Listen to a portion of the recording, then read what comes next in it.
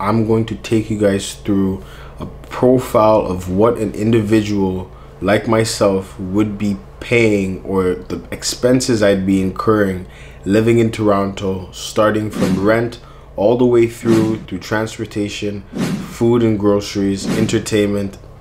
First thing I'm going to start off with is rent. The average price you're going to pay is anything between $1,700 to about $2,000. So that means you're down already for the month living in Toronto, minus $2,000 for your rent. Right now, that $2,000, we're gonna add in utilities. So if you're gonna be paying things like hydro or heat, we're just gonna throw that into the $2,000. But mind you, hydro and heat can change, and that could vary each month, and it's usually on average about $100 per month for you to be paying any form of hydro. Right now, if you guys want details, which would range from bachelor to, I believe it is 3-bedroom, it's gonna vary. If you're paying water, that would be something that would be factored in as well. But let's just say for your utilities, wintertime obviously it might go up a bit higher because you have heat, or in the summertime higher because you have the AC.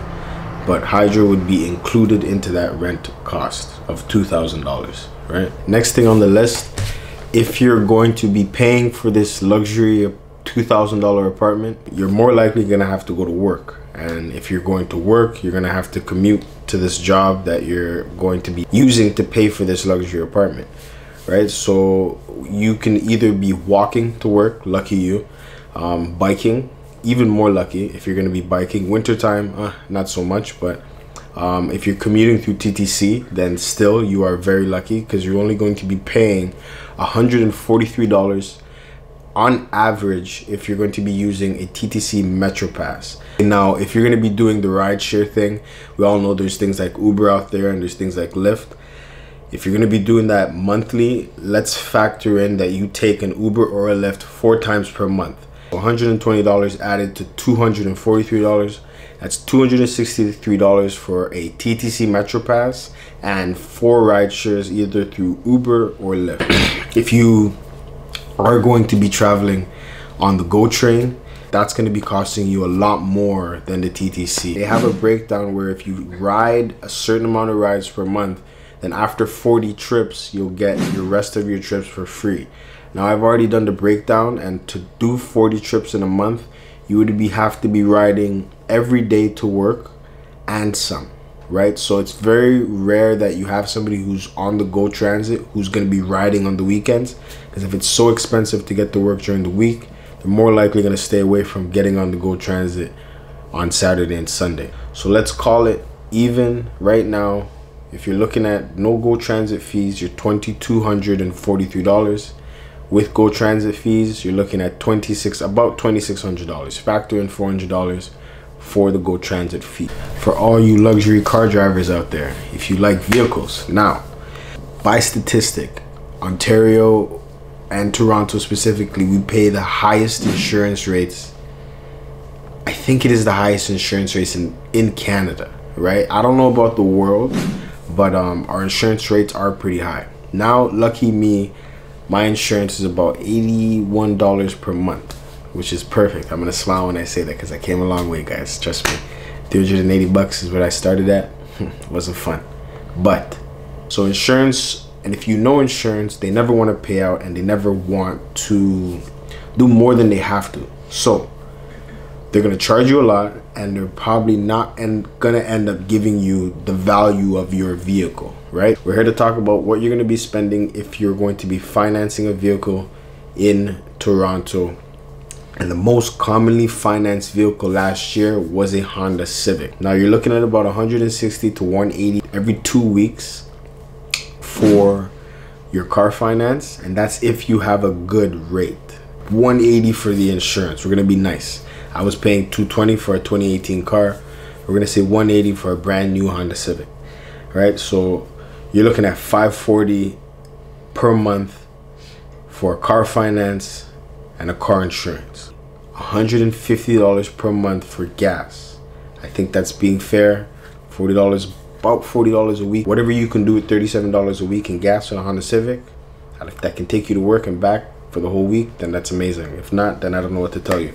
$150 plus $540, equals $6.90. Before you leave, you need food in your stomach, and after you come home, you again need food in your stomach. So on these two different occasions, you can either choose to eat that meal from home in the morning, or you can buy that meal from outside, right? Same thing in the evening. You can choose to eat that meal from home, or you can choose to buy that meal from outside. Either way, this meal is going to cost you money. Now, the average person, female, in Toronto will spend about $260 on groceries per month. So for a male, it's going to be about $310 to $320 per month for food. Now that's groceries, okay? I haven't factored in if you eat out every so often. With $320 as a male, let's say I'm putting myself in perspective already for groceries. With my groceries, right, my $320 of groceries. But we talking about practice, man. What are we talking about? Practice? We're talking about practice, man. That I just bought from the store as groceries, not accounting the time I'm gonna have to take to turn these groceries into food in order for me to either bring it to work or eat it when I get home. All these things are gonna take time. And obviously you go to work, that takes time to make you money. So if you want to, and you want to think about it like that, time is money, essentially, right?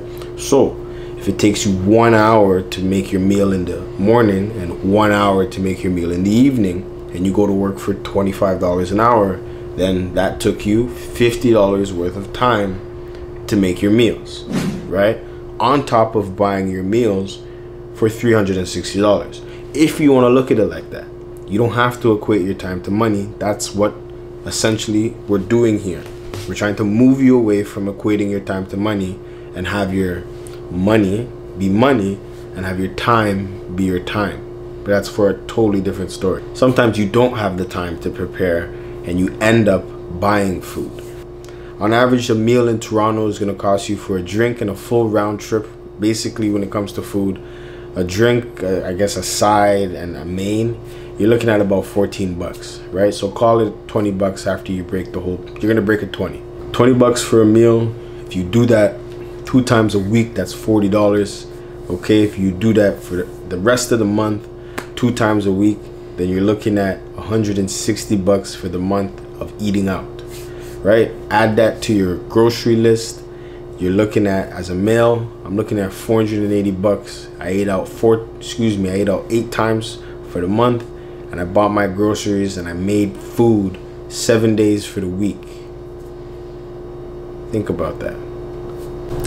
Now, if you live by yourself, you gotta pay internet, and you gotta probably have a cell phone so you can keep in contact with your loved ones, right? So on average, for a cell phone in Toronto, you're looking at about 100 bucks. And that's on a regular plan where you can get decent data. You can go cheaper. Obviously, there's always a cheaper option. But with all the competition in Toronto, I can name about maybe 6 to 7 different phone companies. In Toronto, we have Rogers, Chattar, TELUS, Fido, Public Mobile, Bell, Virgin Mobile. So there's a plethora of different phone companies that you can choose from, right? But we're not looking for that. We're just looking for the price. So $100 a month for your phone bill at minimum, all right? Now, if you have internet, if you can join these things, you can maybe get deals on these internet packages with phones. But generally, you're gonna be looking at about, I'm guessing, about 80 bucks for your phone bill, for your internet bill. So now you're about at about 180 for your phone and your internet, right? You haven't added things like your streaming services, so Spotify, Netflix, Disney Plus, etc. Now these things are not overly expensive, but they do factor into the entertainment cost, right? So let's say you got Spotify and Netflix, you're looking at about 30 to 40 bucks. Let's say 40 bucks. You have friends and you like to go out, then you're gonna probably be going out with these people, let's say twice a month, right? If you're those people that go out every weekend, then I don't know how you're doing this in Toronto. But if you go out every other weekend, you're probably going to spend about $50 every other weekend to go out with your friends, right? So let's call it $100 by the end of the month for your extra entertainment with your friends, right? So now you're at $380. Okay, $380 factored into that, we're already at about $3,100 for our cost for the month. That's $3,480, right?